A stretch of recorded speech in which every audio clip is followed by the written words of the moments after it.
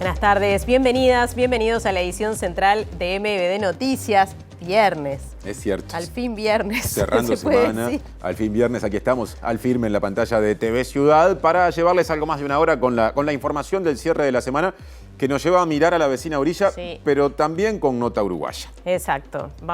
Tenemos un amplio panorama, empezamos por ahí. La organización Abuelas de Plaza de Mayo anunció la recuperación del nieto 133. Se trata del hijo de Cristina Navajas y Julio Santucho, nieto de la abuela Nélida Navajas, una de las referentes del colectivo. El nieto fue informado sobre su identidad el martes, 47 años después de la detención de su madre, quien fue recluida y torturada en el centro clandestino Automotores Orletti. Y la historia tiene un vínculo con nuestro país, por eso lo denota uruguaya, porque en Orletti Navajas estuvo detenida con decenas de personas uruguayas, militantes del Partido por la Victoria del Pueblo, que fueron detenidas en Argentina y trasladadas a Uruguay en el denominado primer vuelo. En la conferencia de prensa se informó que el nieto recuperado, cuya identidad aún no fue revelada, tiene 2 hijos. Bien, tendremos el desarrollo amplio de esta información de un lado y del otro del Río de la Plata. Y ahora titulares de día viernes, por favor.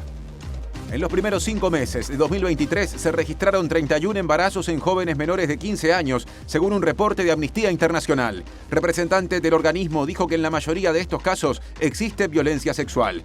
2 excomandantes en jefe del ejército y otros 2 generales declararon hoy ante la justicia, en el marco de un proceso de amparo que busca acceder a un documento sobre detenidos desaparecidos elaborado en 2005 por el ejército. Andrés Capretti, asesor del ministro del Interior, Luis Alberto Heber, elaboró al menos 2 cuestionarios destinados a policías en el marco de la indagatoria interna del Ministerio del Interior sobre el caso Astesiano.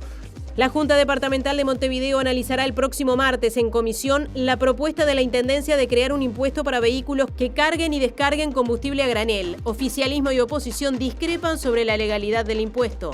La Federación de Funcionarios de Salud Pública afirma que el proyecto de rendición de cuentas genera una pérdida salarial de entre 7 y 10% para quienes trabajan a través de comisión de apoyo, que pasarán a presupuestación.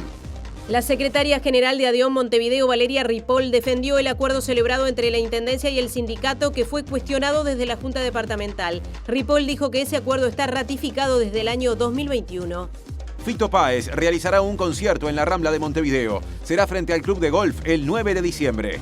El Fondo Monetario Internacional y Argentina llegaron a un acuerdo técnico sobre la 5ª y 6ª revisión del paquete de ayuda que allana el desembolso de $7.500 millones para el país vecino.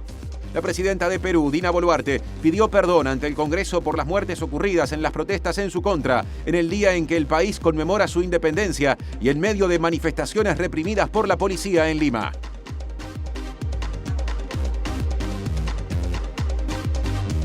TV Ciudad y aquí Uniradio 107.7 de FM en Montevideo y cercanías. Hablamos de la radio de la Universidad de la República que retransmite nuestras ediciones informativas y se puede escuchar también por la web en uniradio.edu.uy. Es tiempo de presentar los móviles en el cierre de la semana y ya pasa lista Natalia.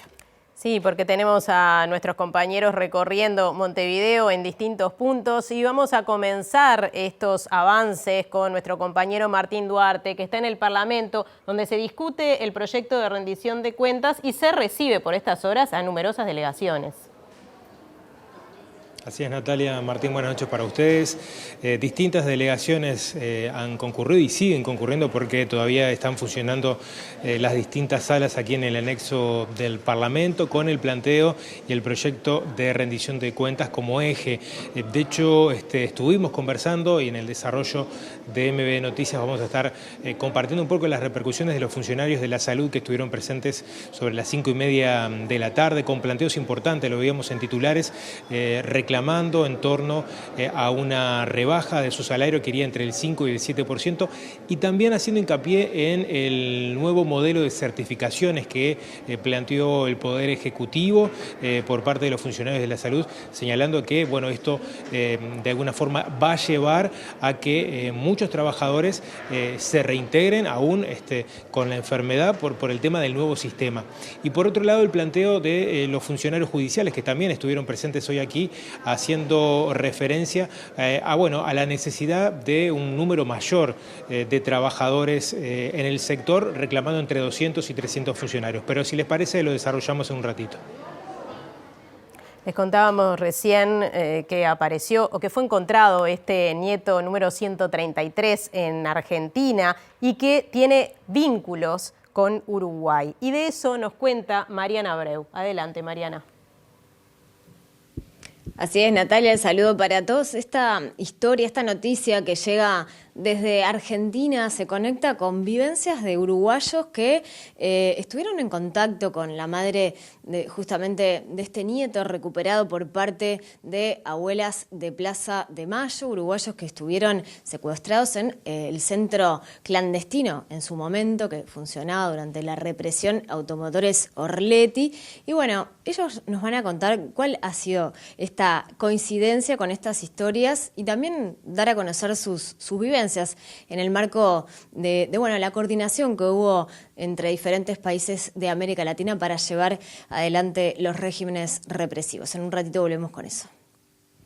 Gracias, Mariana y equipo. El próximo martes la Junta Departamental de Montevideo comenzará a tratar en comisión la iniciativa enviada por la Intendencia para crear un impuesto que, en caso de que sea aprobado, debería pagar la carga y la descarga de combustible a granel, los vehículos que realicen esa actividad dentro de los límites del departamento de Montevideo.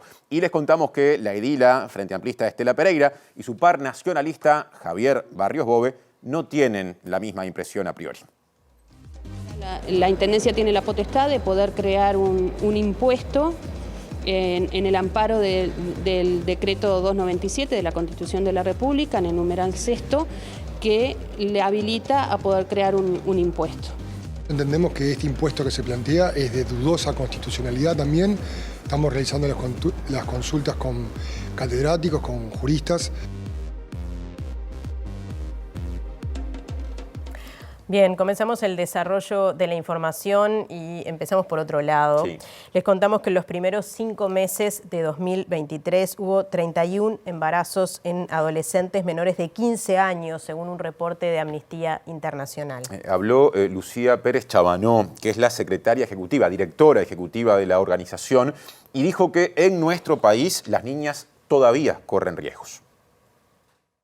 Los datos divulgados por Amnistía Internacional fueron obtenidos a través de un pedido de acceso a la información pública a la Administración de Servicios de Salud del Estado. Este dato de los 31 embarazos en niñas y adolescentes menores de 15 años surge de un pedido de acceso a la información pública que se realizó recientemente a ACE.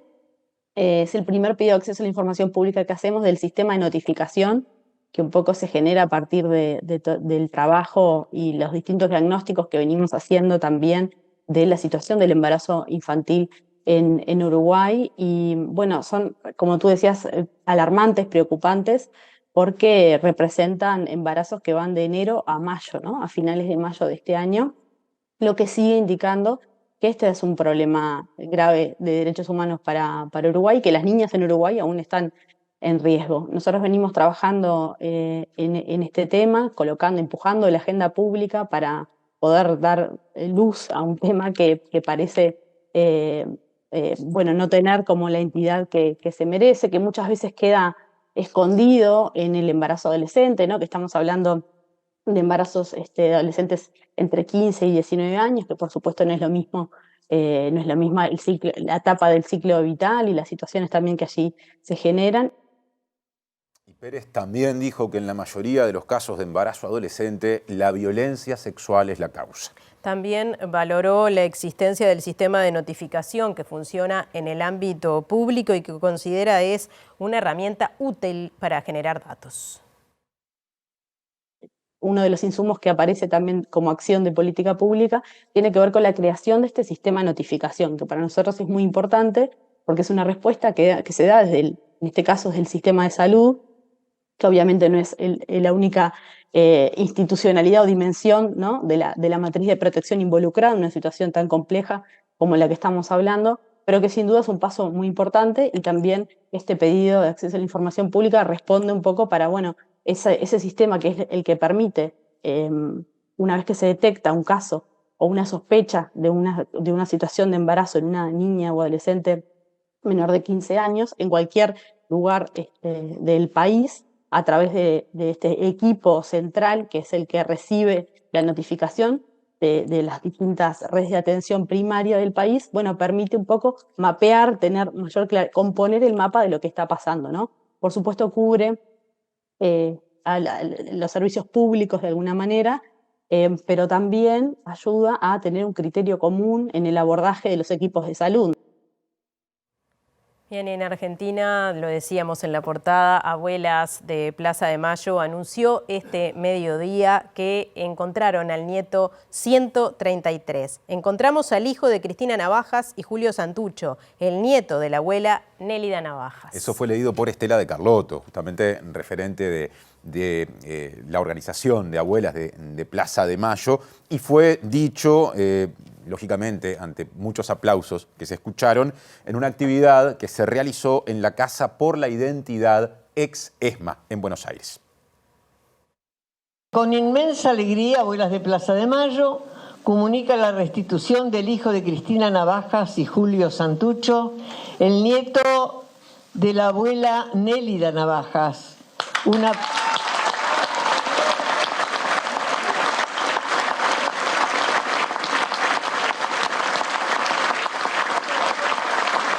Nélida Navajas es una pieza fundamental de nuestra asociación.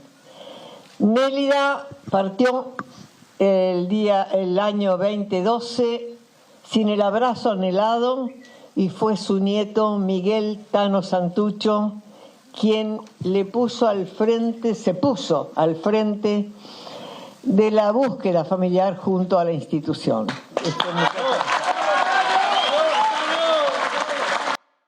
Julieta Núñez Tomás estuvo en esa conferencia de prensa, en ese lugar, y habló con el padre y el hermano del nieto recuperado. El padre, Julio Santucho, dijo que esta alegría que hoy sienten es resultado del esfuerzo de Cristina Navajas, la madre del nieto encontrado, que vivió varios meses en un campo de concentración embarazada y llegó a dar a luz. Para mí hoy es el día de Cristina, ¿no? El homenaje a Cristina de haber llegado a tener ese hijo. Mira, yo me entero hace 2 días, ¿no? de que aparece nuestro hijo. Tuve una conversación, una videollamada, y finalmente hoy lo pude abrazar. Pero bueno, él dice, o sea, es una persona muy agradable, muy tierna, muy cariñosa. Y él se dio cuenta hace 4 años de que había sido robado, de que estaba no eran sus padres biológicos. ¿Él sabía que era expropiado por la dictadura o lo sospechaba? No lo sabía. No lo sabía. No, pero cuando supo que no era hijo biológico. Y él tampoco tenía elementos. O sabe que hay muchos chicos robados en Argentina, que desaparecen por distintas causas. Pero sí, pero a ver, creo que no, yo no puedo dar el nombre de él todavía, pero era el que lo roba, el que se apodera de él, era policía. Y Miguel Santucho, lo veían allí en la conferencia, hermano del nieto aparecido junto al padre, trabaja en la organización Abuelas de Plaza de Mayo. Y habló también con Julieta Núñez Tomás allí en Buenos Aires y dijo que los hechos que se han conocido en las últimas horas le permiten decir que vale la pena luchar para reconstruir las historias robadas que quisieron ser borradas. Y de aquí en adelante, ¿cómo te imaginas la vida, esta nueva etapa de la vida? Mucho más feliz, haciendo lo mismo, redoblando el esfuerzo. Por mucho tiempo sentí, como dije antes, muchas veces necesité el apoyo de mis compañeros porque es difícil sostener tanta oscuridad, a veces enfrentar a tantas dudas. Ahora que siento que estoy más fuerte, voy a redoblar los esfuerzos para que encontremos a todos lo que falta lo antes posible y porque sé que es el camino correcto, ¿no?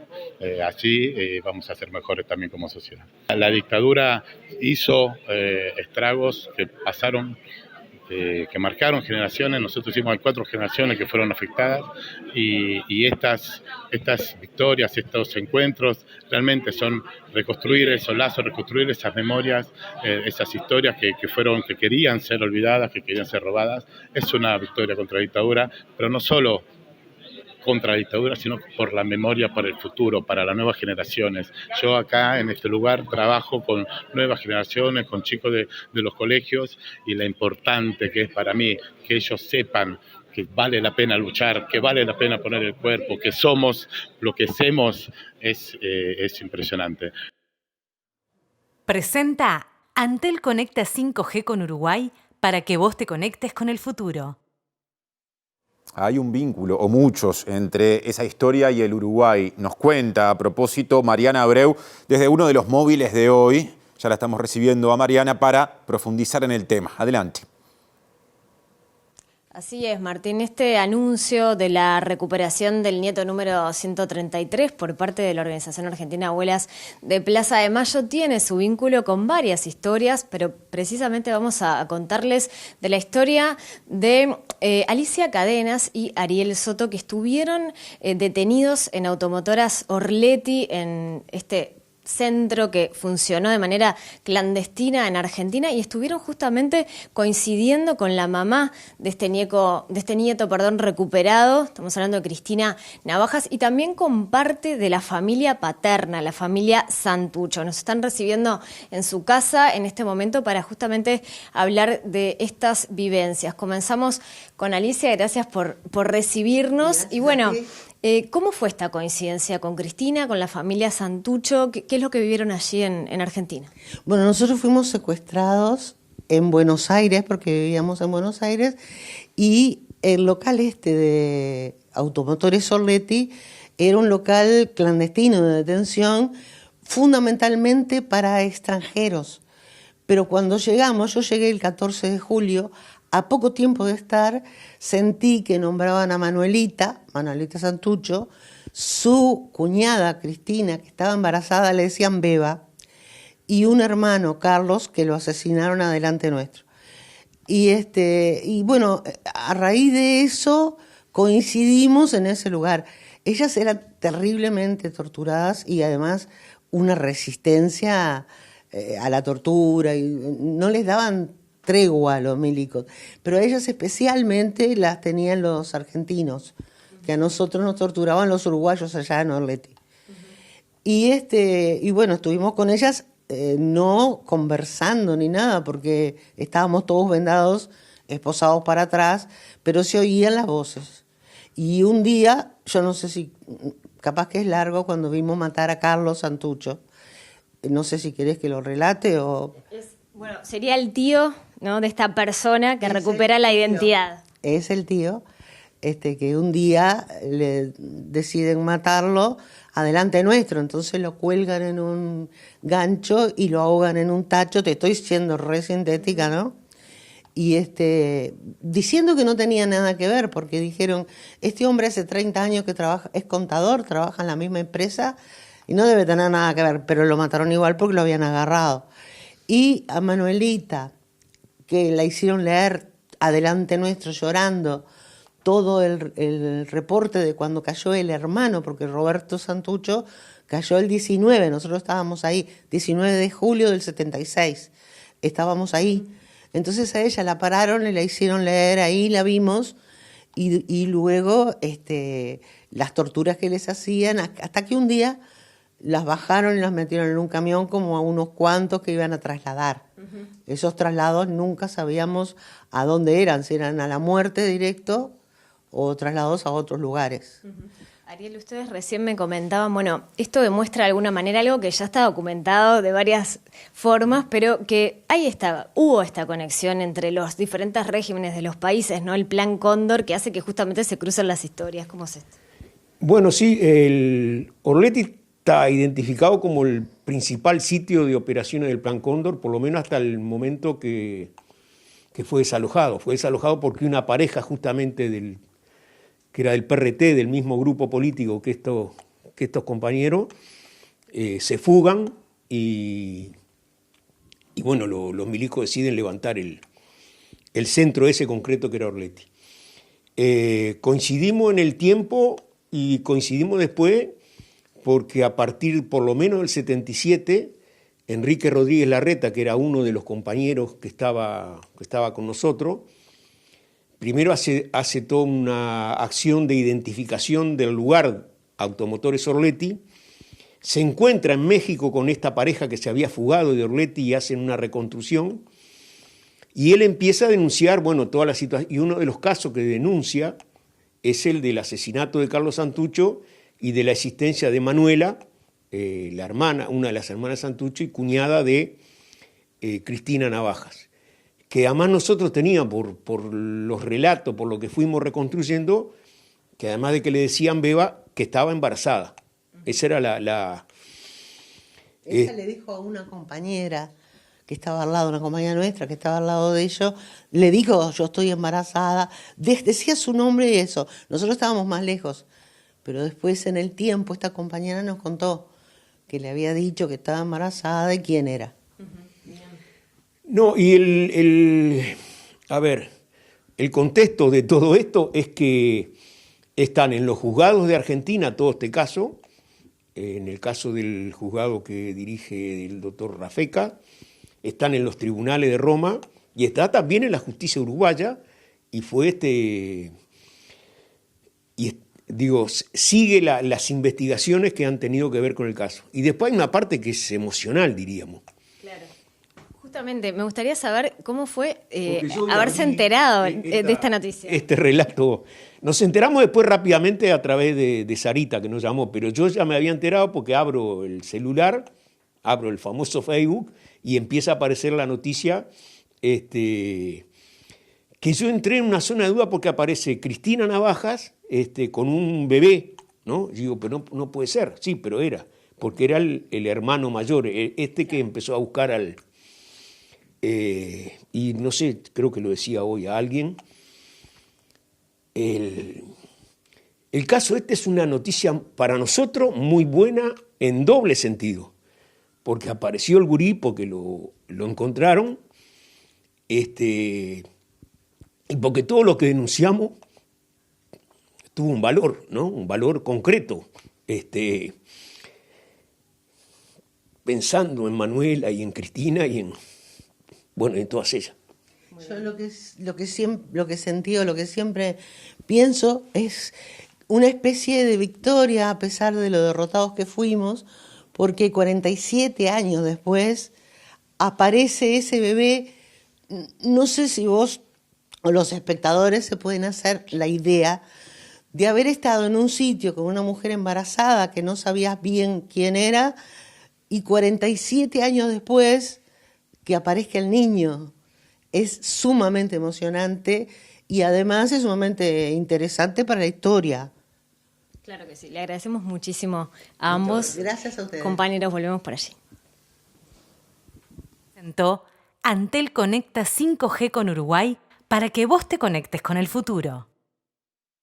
Mientras tanto, en Uruguay, más móviles vinculados al pasado reciente, a los tiempos del terrorismo de Estado. Ahora saludamos a Diego Martini para darle la bienvenida y ver y escuchar. Adelante.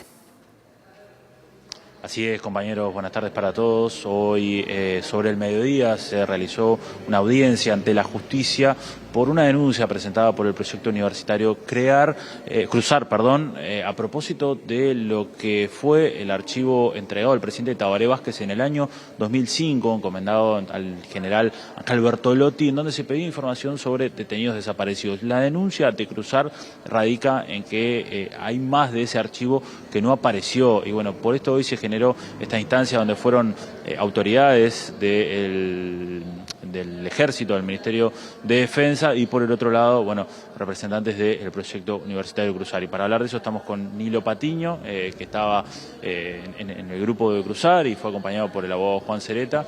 Nilo, gracias por estos minutos y bueno, ¿qué conclusión queda y cuál fue la respuesta que dieron los representantes del Ejército? Bueno, son dos informes. El primer informe es el informe que ya es público, antes fue secreto, de Bertolotti al presidente Vázquez. Es un informe que pidió el presidente Vázquez a todas las Fuerzas Armadas, o sea, a las tres fuerzas. Este es el del Ejército.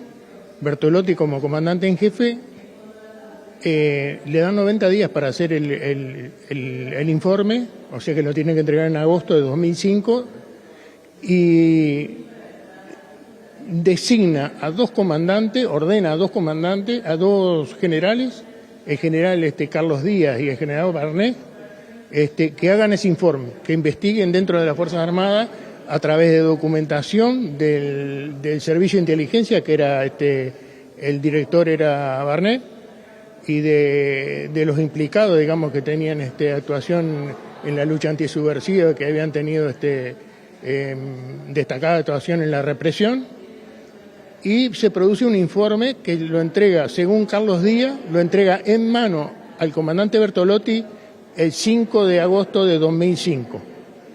Ese informe es negado primero dicen que el Ministerio cambia de táctica, porque las primeras versiones era la respuesta inicial del Ministerio de Defensa es que no se podía dar copia de ese informe.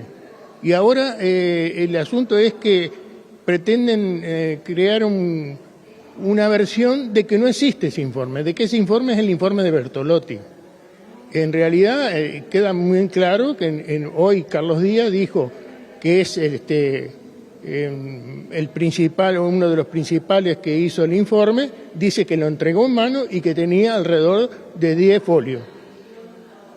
Eso se lo entregó a Bertolotti y después Bertolotti le entrega otro a Tabaré Vázquez que hace a partir de ese informe que le entregan ellos. Sí, es más, Carlos Díaz dice que ese informe tenía que tener 3 puntos. El primer punto, en la búsqueda de información, ¿verdad?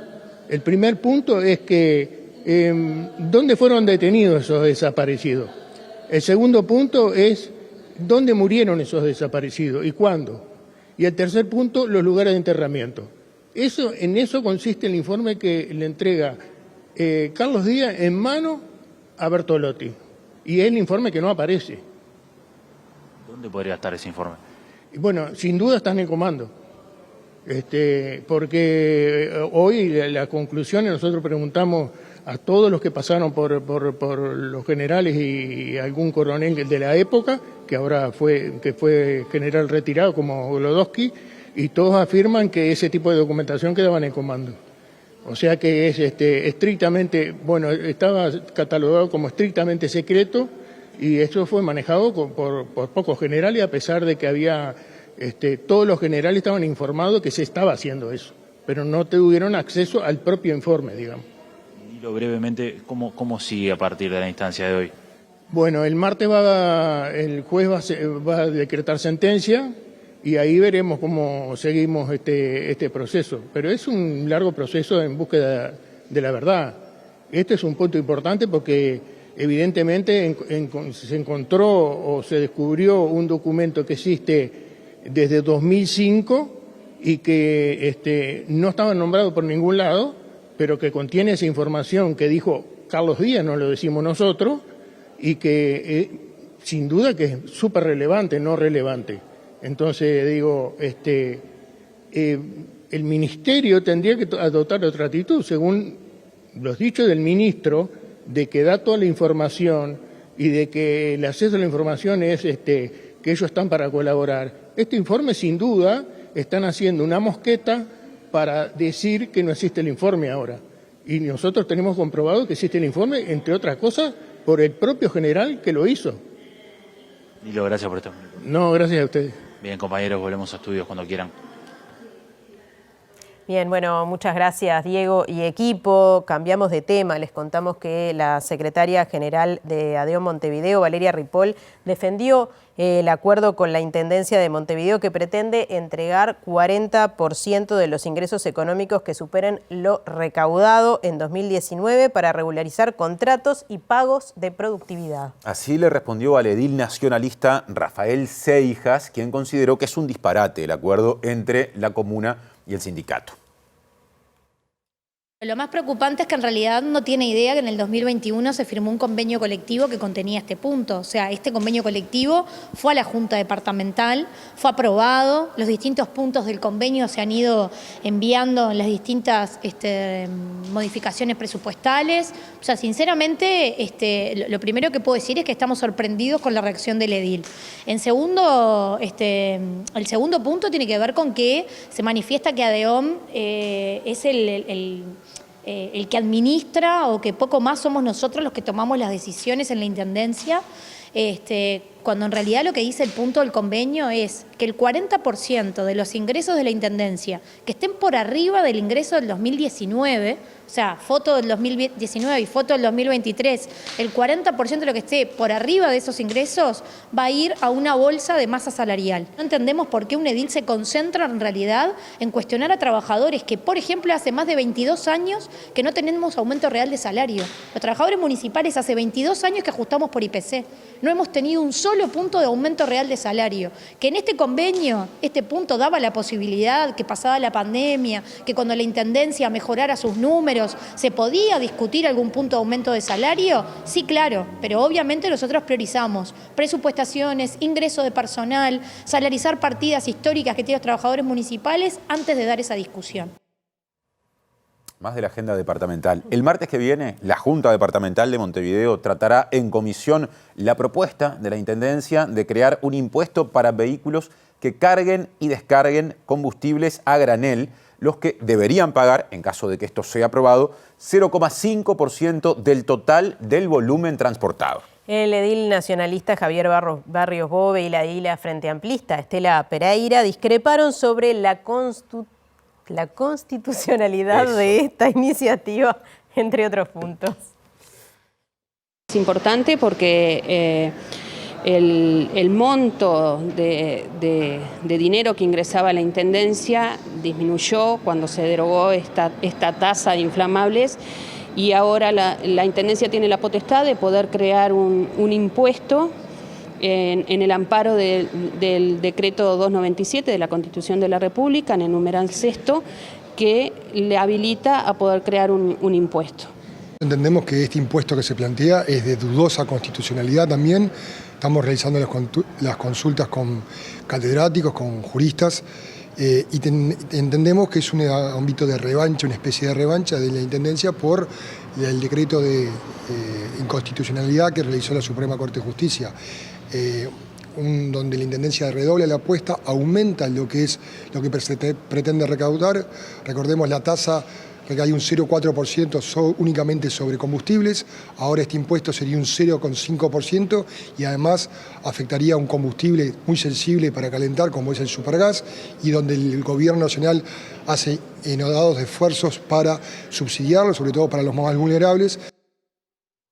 Y de la Junta al Palacio Legislativo siguen llegando delegaciones en el marco de la discusión del último proyecto de ley de rendición de cuentas de esta administración. Adelante, Martín Duarte. Gracias, Martín. Sí, hacíamos referencia hoy en los avances de algunas delegaciones que estuvieron presentes en la jornada de hoy, entre ellas la Federación de Funcionarios de Salud Pública, encabezada por su presidente Martín Pereira, que puso en el foco el tema, por un lado, de las certificaciones médicas, estos cambios propuestos por el Poder Ejecutivo, y también la pérdida salarial que ellos calificaron entre el 7 y el 10% que sufrirían los funcionarios de salud pública en torno a las modificaciones planteadas en la rendición de cuentas. Si le parece, vemos este primer tramo de lo que decía Pereira a la salida de la reunión. El rechazo al artículo 362 que presentó el directorio de ACE de las presupuestaciones. Con las presupuestaciones estamos de acuerdo, pero de la manera que la plantea el directorio de ACE, los trabajadores perderían entre un 7 y un 10%, y bueno, con eso no estamos de acuerdo y se lo hicimos saber a los legisladores en cuanto a esa situación y lo que tiene que ver el decreto de certificaciones médicas que afecta a todos los trabajadores de la salud. ¿A qué mejoras aspiran justamente en ese tema presupuestal y esa afectación salarial, ¿no? Bueno, estamos planteando de que se suba la antigüedad, que el presentismo se mejore y trabajar en esos ambos puntos para seguir una construcción salarial que venimos realizando desde hace años los trabajadores de ACE. Bueno, escuchábamos a Martín Pereira por allí de la Federación de Funcionarios de Salud Pública. Otra de las delegaciones que estuvo presente aquí fue la de los funcionarios judiciales. Pablo Elizalde, secretario general del sindicato, planteó un par de temas importantes. Por un lado, la afectación en torno a las patologías de salud mental que vienen padeciendo los funcionarios judiciales. Él reclamó, o uno de los reclamos que planteó en torno a los legisladores que lo recibieron hoy aquí para charlar acerca del proyecto de rendición de cuentas, un incremento entre 200 y 300 funcionarios que necesitaría las distintas órbitas del Poder Judicial.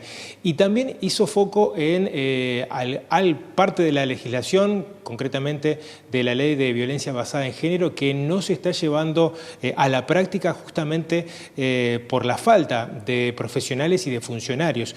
Hizo hincapié en que la única ciudad que sí lo está aplicando es la localidad de San Carlos, pero que para llevarla adecuadamente al resto de las comunidades se necesitaría esta cantidad de funcionarios que estábamos hablando.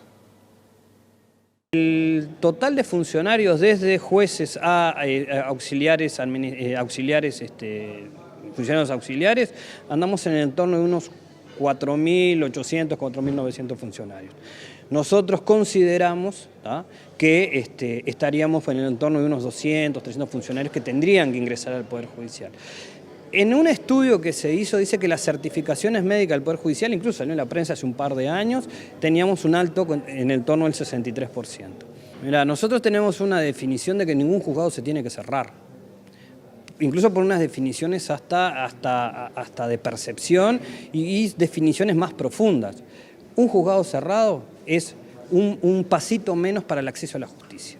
Tienen que estar abiertos los juzgados. De hecho, este sindicato el año pasado, o el anterior, no me acuerdo, cuando en rendición de cuentas el organismo planteó el cierre de las sedes de juzgados seccionales en localidades chicas, bueno, fuimos nosotros que salimos, fuimos los primeros en denunciarlo y nosotros salimos al interior del país para denunciar esta problemática. El gremio también fue crítico con el presupuesto destinado para la Ley Integral de Violencia Basada en Género. En el Uruguay solo se aplica la ley en su conjunto solo en la ciudad de San Carlos. En el resto del país no. Recién ahora se estaría inaugurando en Salto un juzgado y después sería en Paysandú. Son todas cuestiones presupuestales y competen a todo el sistema político, porque cuando se aprueba la ley de género, la aprobó todo el arco político, pero sin presupuesto. Hablando de presencias, también estuvieron las autoridades de la Oficina Nacional de Servicio Civil haciendo sus descargos y su planteo en torno a la rendición de cuentas, y quien fue bastante crítica de la comparecencia de Conrado Ramos representando la oficina fue la diputada del Frente Amplio, Betiana Díaz, que hizo hincapié en el crecimiento de funcionarios en torno a la órbita del Estado y fue a través de sus redes sociales que se estuvo manifestando. También estuvieron presentes delegaciones de los trabajadores del Ministerio de Ganadería y de la ONAJPU, que se refirió a propósito del anuncio de esta semana del Ministerio de Trabajo a ese adelanto del 3% en las jubilaciones, señalando que, en definitiva, ese 3% sea un adelanto y no se descuente a fin de año como está planteado. Por allí, el repaso de unas cuantas delegaciones, una síntesis de lo que ocurrió en esta jornada aquí en el Parlamento en torno a rendición de cuentas.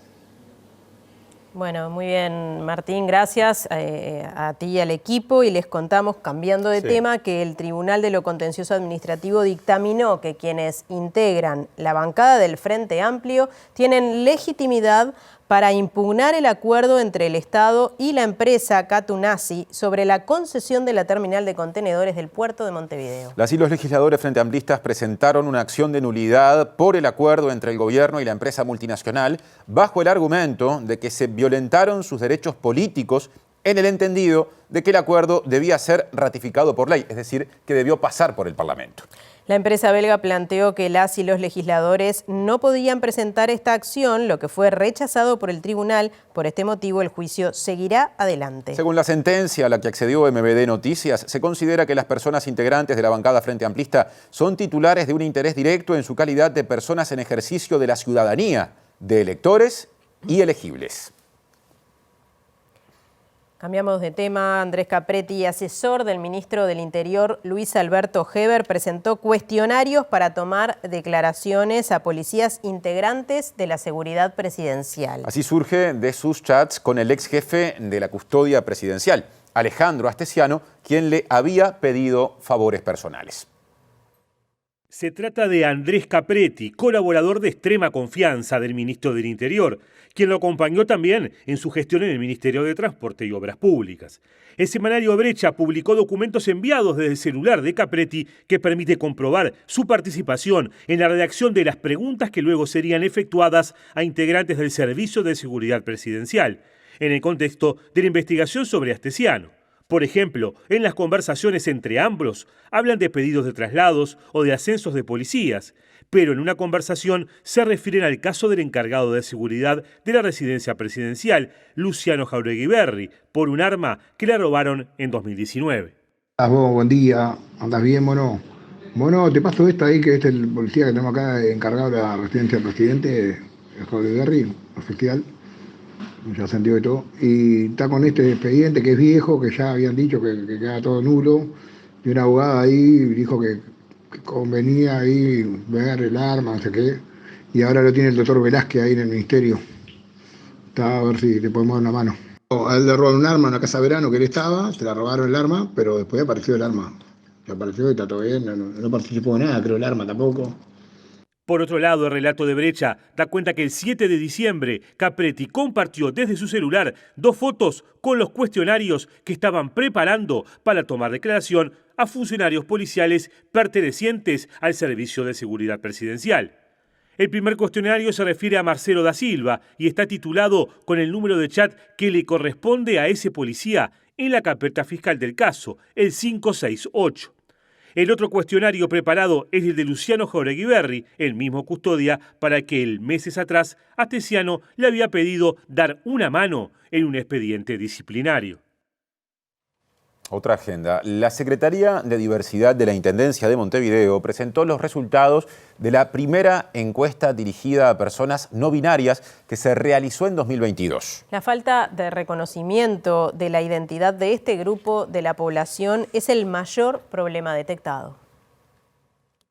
Más de 800 personas respondieron la encuesta, sostuvo el director de la Secretaría de Diversidad de la Intendencia de Montevideo, Sergio Miranda. Los 3 ejes que más surgen así como de principal interés, además del reconocimiento de la identidad, es el trabajo, salud en cuanto a la atención en salud, educación y después discriminación en espacios públicos. A partir de estos resultados que son concretos, serios y que son evidencia, digamos, para trabajar, es que bueno, el equipo de la Intendencia ya está trabajando en realidad, por ejemplo, en trabajo. Desde hace 2 años la Intendencia de Montevideo viene brindando capacitaciones laborales para personas trans y no binarias, porque sabemos que son 2 poblaciones que el acceso a lo laboral es muy difícil. Entonces, para dar herramientas en este sentido, y después en el área de salud, con la División de Salud de la Intendencia, también estamos trabajando en capacitación a personal de policlínicas, así que la idea es que con estos insumos seguir trabajando y mejorar. Presenta Mercado Agrícola de Montevideo, en el corazón de un barrio donde late la ciudad. Mercado de Historias. Mercado de Historia.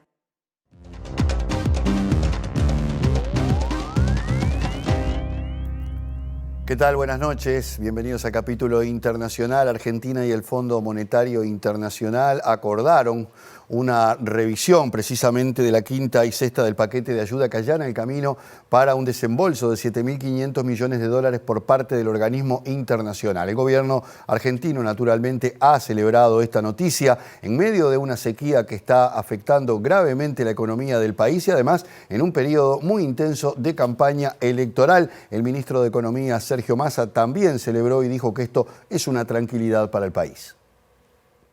A través de un comunicado, el Fondo Monetario recordó que este es un acuerdo a nivel de personal técnico en el marco del acuerdo del servicio ampliado del Fondo de 30 meses a Argentina, alcanzado en el 2022. Ese año, el Fondo Monetario y el gobierno acordaron un programa crediticio, en virtud del cual Argentina recibiría 44.000 millones de dólares a 30 meses, a cambio de que el presidente Alberto Fernández aumente sus reservas internacionales y reduzca el déficit fiscal de 3% del PBI en 2021 a 2,5% en 2022, 1,9% en 2023 y 0,9% en 2024. El acuerdo de esta jornada le dará a Argentina un acceso de alrededor de 7.500 millones de dólares, dice el comunicado del fondo, pero está sujeto a que el gobierno aplique varias medidas, como un paquete de políticas para reconstruir las reservas y mejorar la sostenibilidad fiscal, protegiendo al mismo tiempo la infraestructura crítica y el gasto social, detalla la organización financiera.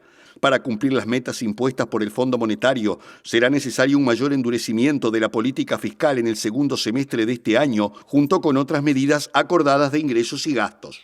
El ministro de Economía argentino y candidato a la presidencia por el oficialismo, Sergio Massa, estimó que el acuerdo es una buena noticia para el país, pues permite, según dijo, recorrer la segunda parte del año que obviamente estará marcada por lo electoral, que genera a veces incertidumbre o dudas, con mucha más tranquilidad, dijo el ministro.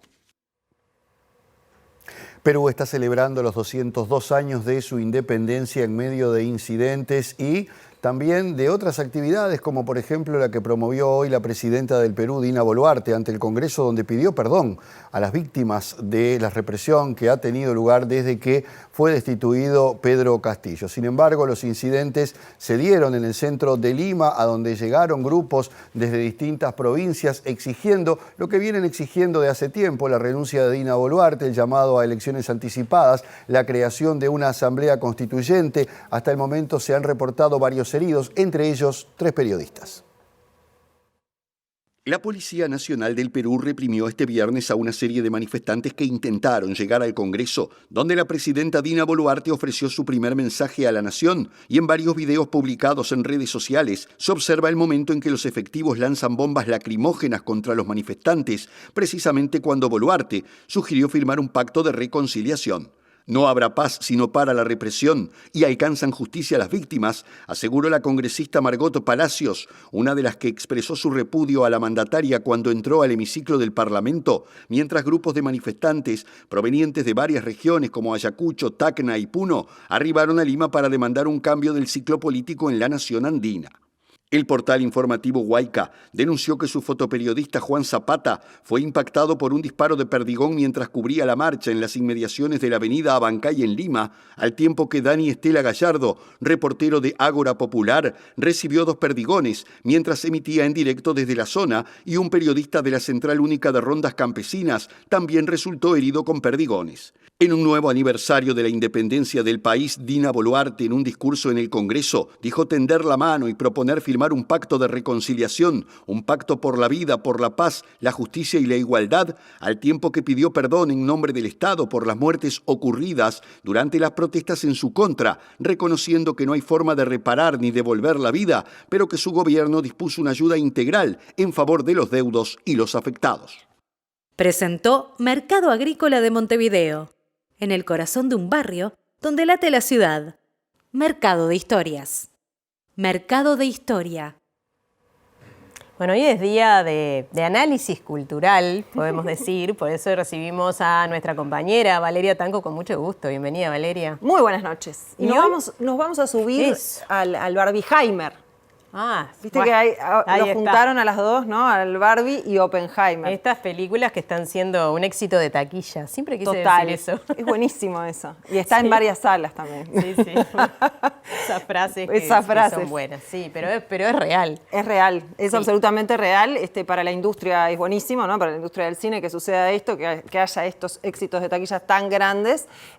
Obviamente tienen una diversidad muy grande entre ambas, ¿no? Sí, Barbie es una explosión enloquecida y Oppenheimer es un poco más discreta su performance, pero está muy bien para hacer la primera semana de esta película dramática de Nolan que hace una biopic, ¿no? Una película biográfica. Sí. La vida de Oppenheimer, el llamado padre de la bomba atómica, que en realidad lo que hizo es estar al frente del proyecto Manhattan, que fue este proyecto de Estados Unidos para llegar a ganar la carrera hacia la bomba atómica, primero por Alemania y después ya en realidad con la Unión Soviética como rival, ¿no?, en esta carrera atómica, ¿no? Sí. La idea cuando empezó todo este proyecto era terminar la Segunda Guerra Mundial con la amenaza de tirar una bomba atómica con los nazis, ¿no? Ese era originalmente. Pero bueno, después en el trayecto se fue cambiando de objetivos y fue cambiando un poco el asunto, ¿no? Bueno, no sé si por suerte, pero no, bueno, la verdad que no. Pero bueno, no sé. En fin, fue lo que pasó. Lo que hace Nolan aquí es tomar esta figura a Oppenheimer, que es alguien que es muy interesante para él. ¿Por qué? Porque a Nolan le encanta la física.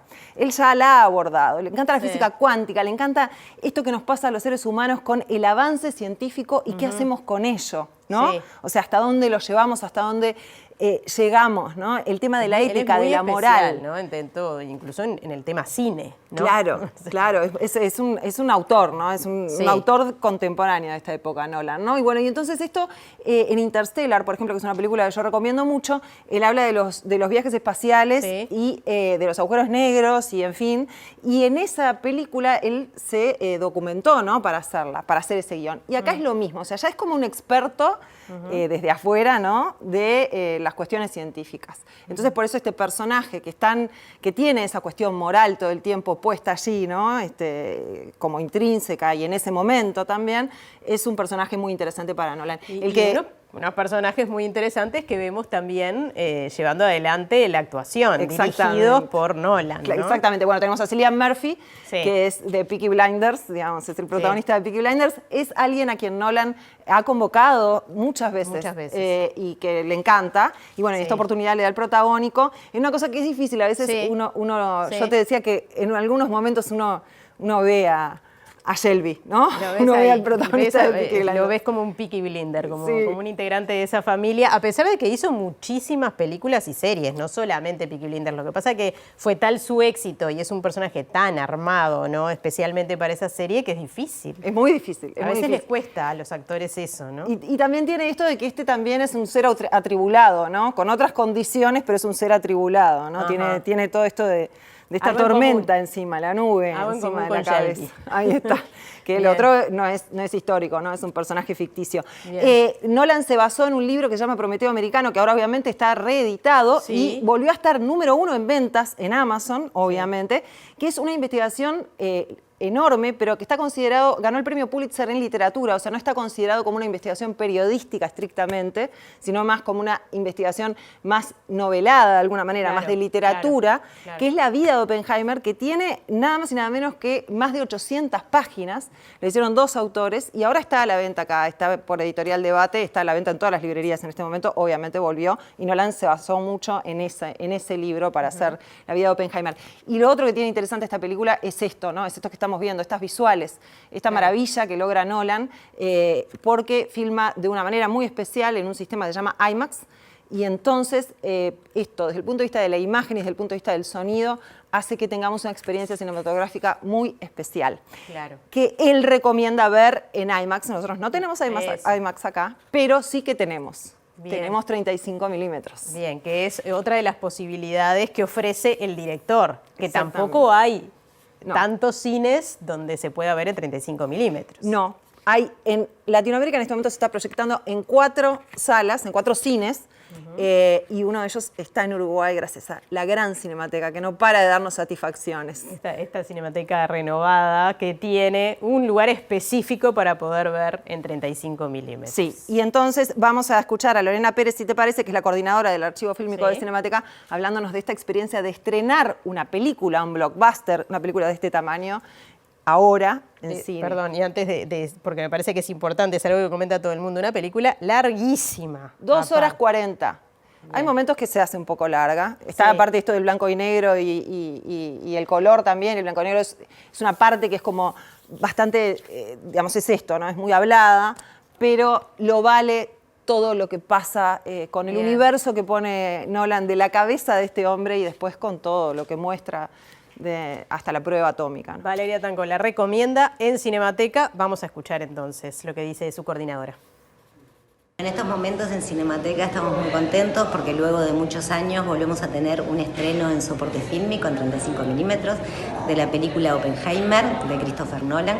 Christopher Nolan es un activista por la conservación de los archivos fílmicos, pero además desde hace ya varias películas de él viene filmando en lo que se conoce como el soporte 70 milímetros IMAX, que es la calidad máxima que hay hoy en día en captura de imagen y sonido. Y él mismo pide que en todos los países en donde haya proyección en fílmico activa se pueda pasar la película o en 70 milímetros o en 35, como es el caso de Cinemateca Uruguaya. Uruguay es uno de los 4 países de Latinoamérica que tiene esta exhibición de Oppenheimer. Los demás son Argentina, Ecuador y México. Así que bueno, para nosotros es maravilloso que la gente pueda ver esta película, que aparte de imagen es increíble, el sonido es impresionante y la calidad del soporte fílmico le da una profundidad y unos colores y una textura diferente al digital, súper disfrutable y viene siendo un suceso. Por suerte, hasta el 9 de agosto estamos teniendo funciones. Y les contamos que este fin de semana será el primer encuentro nacional de feminismos del Frente Amplio. Habló Patricia González, responsable de esa área dentro de la coalición de izquierdas, y dijo que justamente los feminismos o la perspectiva feminista va a ser uno de los ejes integradores del programa de la fuerza política para las elecciones del año que viene. El programa está en debate y la verdad es que no solo el género es uno de los ejes integradores de los que se propusieron como ejes estructurantes del programa, sino que se lo ve transversal en todo el programa. Eso es una verdad. Hay una transversalidad de género, pero también hay una incorporación de la dimensión antirracista y también hay una dimensión de la incorporación de los dilemas ambientales y cómo eso conecta entre sí con la propuesta de la izquierda. González respondió al discurso de la ideología de género que es utilizado por sectores de la derecha de la región y el mundo. Las elecciones españolas fueron un muy buen ejemplo, es muy interesante analizar eso. En definitiva, el feminismo está del lado de la izquierda. Eso es un dato de la realidad, no por entrar en ese debate si el feminismo de izquierda y si se puede ser feminista de otro lado, sino porque hay una matriz de pensamiento común. Yo creo que la derecha más organizada, digamos, ha ido siempre contra el feminismo y con esta idea de la ideología de género y lo que pasó acá con la tenencia compartida, ¿no? Hay grupos organizados de hombres principalmente, pero también de mujeres que van en contra de las principales consignas de los feminismos. Otro asunto, hasta el próximo lunes inclusive hay tiempo para postularse a las próximas elecciones de consejos vecinales. Se puede hacer por la web o de forma presencial en los centros comunales zonales o en los municipios de Montevideo. Los consejos vecinales son organizaciones sociales, barriales y autónomas integradas por vecinos y vecinas. Trabajan en cooperación con diversos sectores de la comunidad, son portavoces y comparten demandas e iniciativas con su municipio, el gobierno departamental y el nacional. La fecha de elección va a ser el 12 de noviembre. Sí, estamos arriba de las 300 y pico de inscripciones en este momento. Se puede presentar cualquier persona mayor de 16 años. Es de lo más variada. Como te dije, hay representaciones de clubes deportivos, de organizaciones sociales o vecinos y vecinas que juntan 20 firmas como forma de respaldo de algunos de sus vecinos del barrio y se terminan presentando. Entonces tenemos de todo, desde arquitectos a, trabajadores de la construcción, jubilados y jubiladas, gurises más jóvenes, hay de todo. Bueno, y les contamos que vuelve Fito Páez a Montevideo y va a dar un concierto en la Rambla. Va a ser frente al Club de Golf el 9 de diciembre. El músico argentino atraviesa un momento de gran popularidad en América Latina. A 3 décadas de su disco más popular, la emisión en la plataforma de streaming de una serie con el mismo nombre de ese álbum, El amor después del amor, y el lanzamiento de una edición aniversario del disco con las canciones reversionadas por Páez y distintos artistas. El concierto es coorganizado por la productora Gaucho y la Intendencia de Montevideo, y las entradas se ponen a la venta desde el 1 de agosto. El recital sería el cierre de esta gira con la que el músico ya se presentó en Montevideo en el año 2022. Bueno, y ahora sí llegó el momento de hablar de la película Barbie, la película. Barbie, la película. Ahí y estamos está. vestidas, me di cuenta, que tenemos como algo, ¿no? Un poco de colores Barbie. Sí, tenemos siempre a tono. estamos haciendo juego con... De la clásica Barbie nos viene quedando el rosado. Nada, el pero rosado, bueno, está bien, bien. no los colores, ¿no? Y eso gracias a Vestuario acá del canal, que son Sí, unas claro. cracks. Bueno, resulta que pasó, desde hace 10 años Mattel está atrás de hacer una película de Barbie, su juguete estrella, ¿no? Su juguete que ha pasado por diferentes etapas. Hay momentos en los que se vende más, hay momentos en los que se vende menos.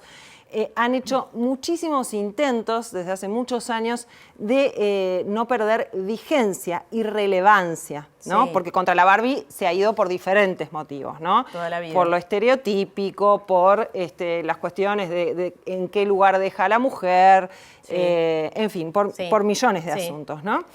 Pero ellos, como ya dije, desde hace 10 años estaban intentando encontrarle la vuelta, siempre pensando en una mujer dirigiendo la película, siempre pensando en una mujer, por lo menos alrededor del guión de esta película. Bien. Y bueno, y finalmente, después de varios estudios, llegaron a Warner, que es el estudio con el que hicieron finalmente esta película, que dirige Greta Gerwig. Greta Gerwig es una directora, actriz, y guionista del cine independiente de Estados Unidos, ¿no? Del cine de autor de Estados Unidos. Bien. Ella su primera consagración fue como directora y guionista de una película de ella, ¿no? Que es Lady Bird. Y después se metió con Mujercitas y la destruyó. Eso es lo único que voy a decir de esto. La destruyó. Pero acá se juntó con su marido, que es también un realizador estadounidense, Noah Baumbach, un realizador muy reconocido en el mundo, digamos, como autor también, ¿no? Se juntaron los dos y hicieron este guión para Barbie. ¿Qué cuentan? Barbie empieza a sentir los efectos de como afearse y ponerse mal, se le pone el pie plano. Acá vemos, esta es una de las escenas más deliciosas de la película, ¿no? Que la patita queda así. Y Era así, entonces... las Barbies eran así. Todas. Con la patita No sé, así. es que no las podían parar, esa era una de las cosas que le recriminaban a la creadora de Barbie, ¿no? A la dueña de Mattel. Entonces, se tiene que ir al mundo real, se tiene que ir de Barbieland, de la tierra de Barbie, e irse al mundo real a resolver con la nena, que es la dueña de ella, qué es lo que le está pasando, que hace que a ella le estén pasando todas estas cosas y todo esté fuera de control y la perfección se vaya. Yo esperaba encontrarme con, bueno, lo que quería hacer Mattel, ¿no? Y que era como una gran propaganda, un feminism washing, ¿no? Esto que es hacer un lavado feminista. Y me encontré con una película muy divertida y entretenida y cómica y graciosa. Se ha dicho mucho de la película en estos días, ¿no? Bueno, los que la defienden y consideran eso, y también los que siguen cuestionando que se mantienen, ¿no? Algunos estereotipos, o que cuando se trata de hacer políticamente correcta para ganar otro público, pero que no hay como un sustento real. Es que eso es siempre lo que pasa con estas movidas, ¿no? Mattel, de hecho, había hecho una colección, por ejemplo, de mujeres icónicas, ¿no? Y había hecho entre ellas, por ejemplo, Frida Kahlo, en un momento, ¿no? O sea, Barbie con forma de Frida Kahlo, ¿no? Una colección de muñecas. Y hasta los herederos de Frida Kahlo se pusieron en contra de eso, ¿no? Había como siempre una intención de llevar a Frida Kahlo la marca Barbie. A la Barbie fuerte, ¿no? es muy fuerte, es muy fuerte. Pero bueno, ellos lo hicieron. El tema de la diversidad, ¿no? Y de la inclusión es algo que siempre está presente en Barbie últimamente. Bueno, hay una Barbie que está en silla de ruedas, por ejemplo, hay Barbies de diferentes formas corporales. El tema étnico siempre estuvo, casi que desde el principio. Ponele que en las primeras 2 décadas no, pero después ya apareció el tema étnico. Pero bueno, Barbie trans. También. Por eso hay como esa que también es una estrategia de venta o de vigencia o de no perder un lugar, ¿no? En el mercado, y al mismo tiempo, ¿cuánto ayuda también? Esa es una pregunta, ¿no? Que nos estamos haciendo hoy nos hacíamos esa pregunta, ¿no? Y vos, por ejemplo, defendías, bueno, es una muñeca. Claro, también, ¿no? Es difícil que sea parecido a todas las, o sea, que tenga una diversidad tan grande como todas las personas que estamos, ¿no? Pero sí, yo te decía que por algo nuestro concepto de muñeca, cultural de muñeca, es algo muy parecido a una Barbie, ¿no? Sí, también. Ahí es una mujer hegemónica con el clásico concepto de belleza, ¿no? Claro. Quizás si tuviéramos otras muñecas, nuestro concepto de muñeca sería distinto. Y podría cambiar también nuestro concepto de belleza. Es interesante eso también. Pero también es cuando está direccionado hacia un lugar, ¿no? Cuando está en esta historia de una estrategia de marketing y comercial que inundó de Barbie todos los ámbitos, ¿no? Es impresionante la plata que pusieron, ¿no? Entonces, en todo eso que hicieron, es como que uno se pregunta si quiere entrar en esta, ¿no? Si quiere ser parte. Pero es divertida. Hay que verla. Sí, hay que verla. Hay que verla, es divertida. Para aceptarla, para criticarla, para lo que sea hay que verla. Para lo que sea hay que verla. Y porque creo que es un antes y un después, ¿no? Ya es un antes y un después. Llega recaudado 530 millones de dólares a nivel mundial en menos de una semana de estreno, ¿no? Nos tenemos que ir, pero nos vas a dejar algo. Les voy a dejar algo. Primero les voy a decir que, nada más una recomendación, hay una serie que se llama The Toys That Made Us, los juguetes que nos hicieron en Netflix, que hay un capítulo dedicado a la Barbie y ahí se ve toda la historia de la Barbie y es muy interesante porque se ve también la evolución y lo que fueron haciendo con ella a lo largo de las décadas. Y bueno, y eso es un documental, ¿no? Y por otro lado nos vamos a ir con el principio de esta película, que es muy interesante porque ya plantea lo que ellos quieren plantear, que es que cuando llegó la Barbie vino la mujer a la vida de las niñas y el juego cambió y adiós Bebote. Y entonces hacen como un juego, una parodia de 2001 Odisea del Espacio, de la escena icónica. Y entonces nos vamos con eso, si te parece. Bárbaro, vamos a verlo. Since the beginning of time, since the first little girl ever existed, there have been dolls. But the dolls were always and forever baby dolls. Until...